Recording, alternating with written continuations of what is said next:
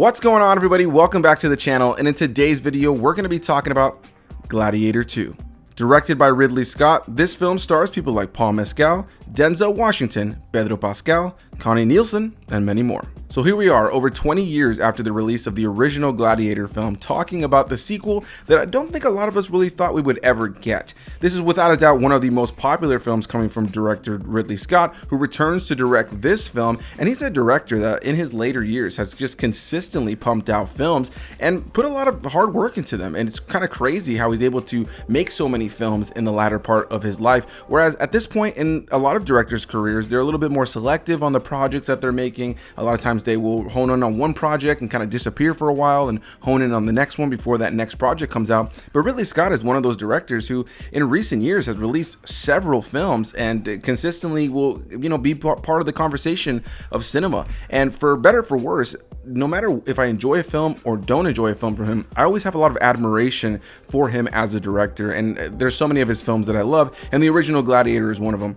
I actually intended on revisiting that original film to do a video here on the channel ahead of checking out this movie, but I just didn't get around to it. Poor time management on my part. But going into this, I had heard a mixed bag of reactions. Some people saying it was just okay, some people saying they loved it, and some people saying that it was good, but not as good as the original. And I definitely lean a little bit more into that last one, where I think this is a solid follow-up to that original Gladiator film, but I don't think it's going to have the same impact as the original film, nor do I think it's nearly as good as the original Gladiator film. But I didn't necessarily put that weight and those expectations on this film. I went into it hoping for a good fun time that was going to take me back to a swords wielding time, take us back to the Roman Empire and give us a cool fun story, and I think that's exactly what you get here with Gladiator 2. Something that leans on the themes of the original film and, similar to that original film, really does some great things when it comes down to filmmaking, has some incredible performances, some great practical effects, digital effects, cinematography, musical score, and all the things you want to see. Before we get too far into my general thoughts on the film though,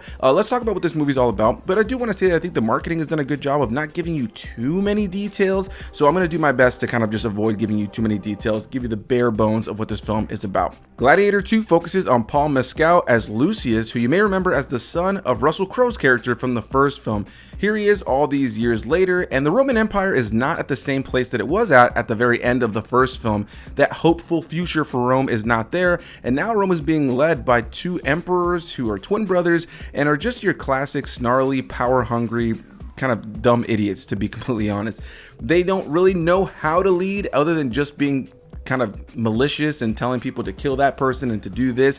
They aren't necessarily strong characters, but they're, those leaders who are detached wholly from their pupils. They don't really have a look for people in a very human way. Everything about them is just purely selfish, and they just want to kind of, do whatever they can to consistently better themselves. Very similar to what we saw with Joaquin Phoenix in the original film, but his character had a little bit more menace behind him. His character had a little bit more of a mind behind him, whereas these two characters feel a little bit more like two bumbling idiots who are the emperors of Rome.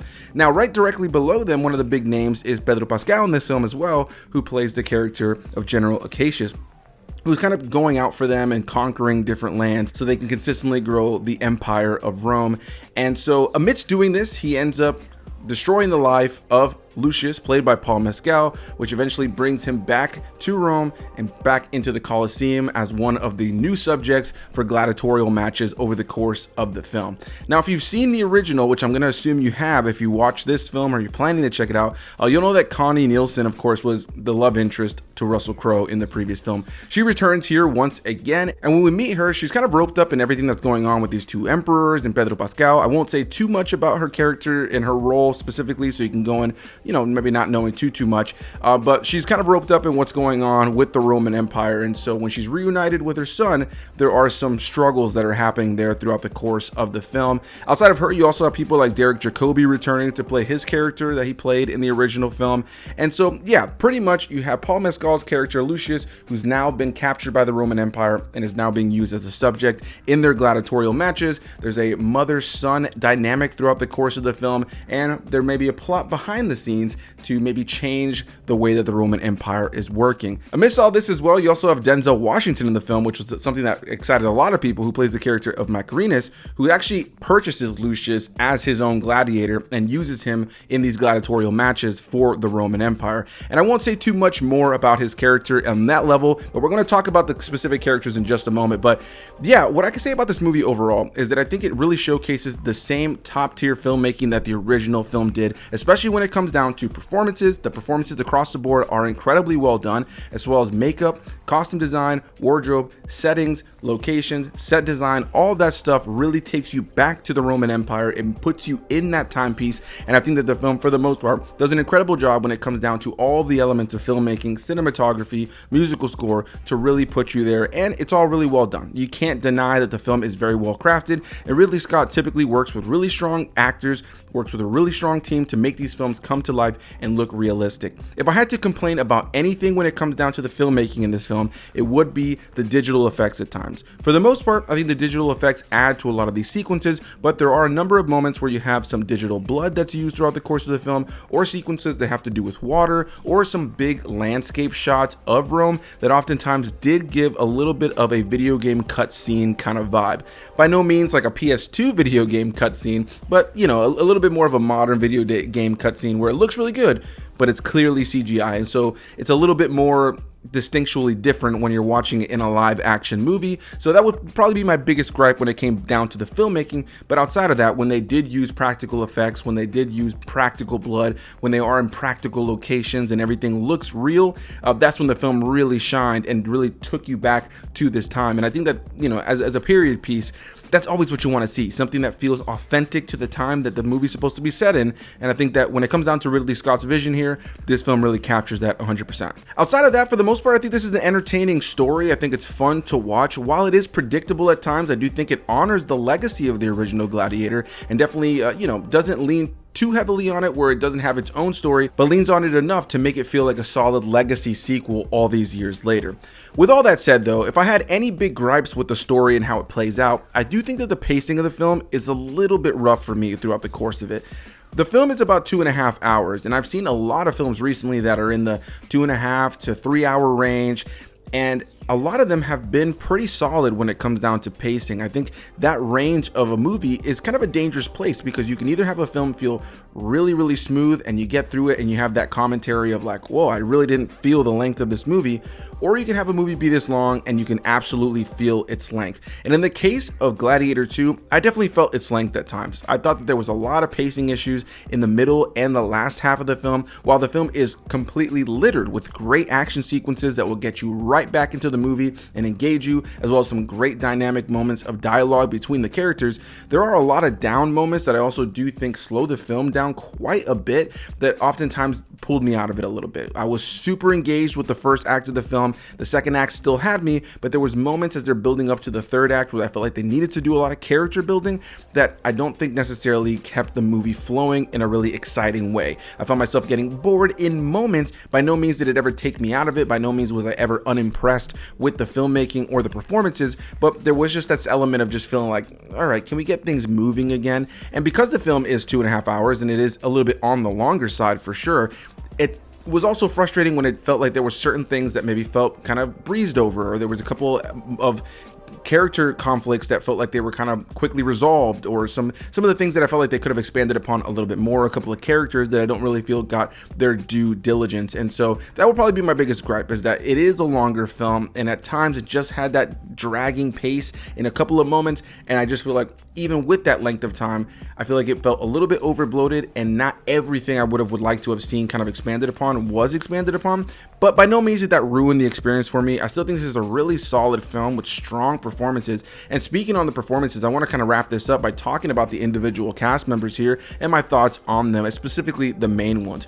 Paul Mescal as Lucius, I think, is fantastic in this film. While I don't think he's going to give a performance here that's going to be as memorable long term as what Russell Crowe did in the original film, nor do I think he's given lines nearly as iconic as Russell Crowe in that original film. I think he gives a really strong performance here, and he's not really an actor I'm overly familiar with, so to be completely, pulled into the movie through his performance, I thought was really, really solid, and he leads so much of the action and has a lot of the emotional weight of the story on his shoulders. I thought he did a really great job. Alongside him, as far as somebody who was stealing all the scenes, Denzel Washington. When you have Denzel Washington in a movie, typically he's going to be the standout performance in a lot of sequences, and that's no different here. I think his performance is phenomenal throughout the course of the film, and he is a character that has a lot of complexity. He's kind of a chaotic neutral that does cause, you know, some headaches throughout the course of the film. I don't want to give too much away when it comes down to him, but I did find him to be a really interesting character, especially as we got into the later part of the film and we learn more and more and more about his character and his agenda. Then you have Pedro Pascal in here, and I enjoyed his character. He seemed like he was going to be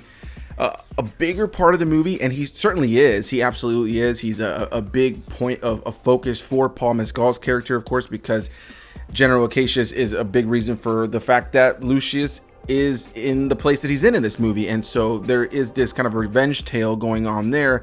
With Pedro Pascal's character, I feel like in some ways he was more of a utility character. Now that I've seen the whole movie, there's segments of this film that really work with him. There's some moments of emotion that really work with him, but now that I've seen the whole movie, it does feel like he was a character that was kind of necessary to get things moving narratively, but at a certain point, you know, he's not really needed anymore, and that's all I'll say on that front. Then we have Connie Nielsen, which, let's just start this off by saying the woman hasn't aged a day. It's kind of crazy that here we are over 20 years since that last film, and she looks no different whatsoever, especially when they use flashback sequences in this movie. She looks no different whatsoever, and so it was great to see her in this movie once again playing the same character. I do wish in some ways they would have done more with her. I mentioned earlier there were some character conflicts that I felt were a little bit resolved quickly, and she was part of one of them. And I just wish that they had done a little bit more with her character at times. Even though they do in abundance with her, I think she's a pretty key part to the movie. But there were just a couple of things around her character that I do wish were expanded upon just a little bit more. Then you have the two Emperor characters here who were played by Joseph Quinn and Fred Hetchinger, is I believe how you pronounce his name.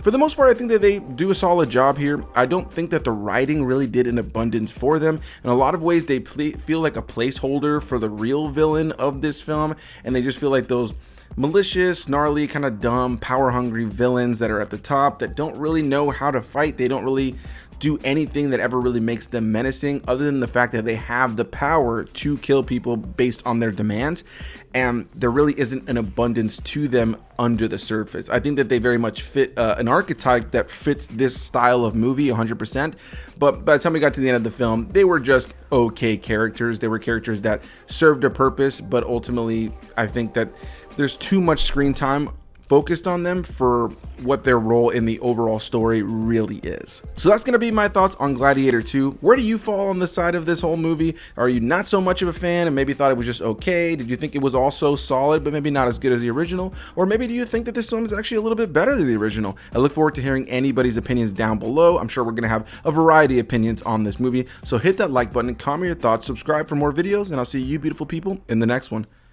Bye-bye.